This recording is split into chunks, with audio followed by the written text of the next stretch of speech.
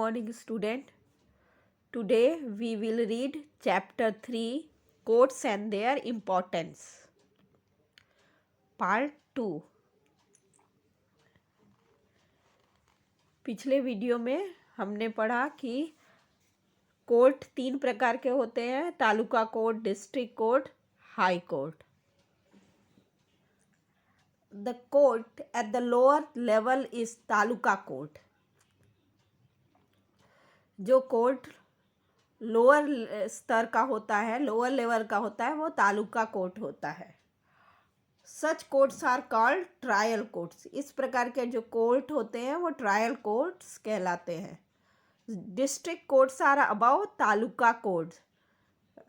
District court जो होते हैं, जिला न्यायालय, वो तालुका कोर्ट से ऊपर होते हैं. The head of the district court is the high court. District court से ऊपर हाई कोर्ट होता है. ये देखिए, ये पिक्चर है गुजरात हाई कोर्ट का. हंसाबाज land. There was once a landlord in a small town whom everyone was afraid of. एक स्मॉल टाउन में एक जमींदार रहता था जिससे सब कोई डरता था.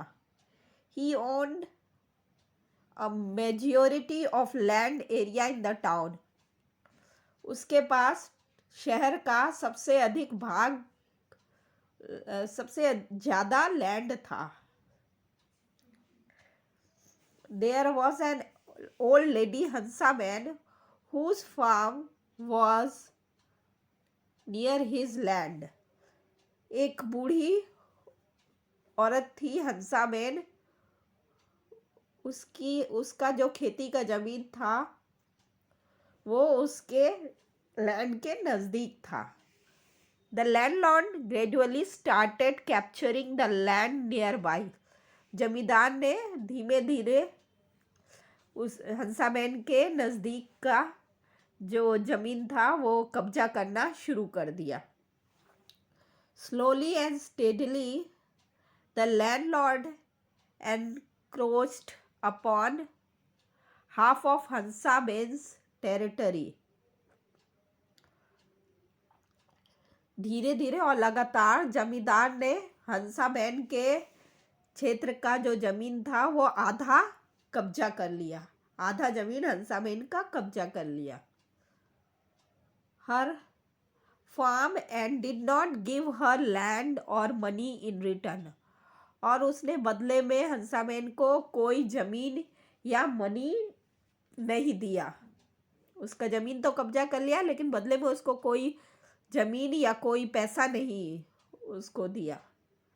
Thus, in order to get back her land, Hansaben filed a case in the taluka court.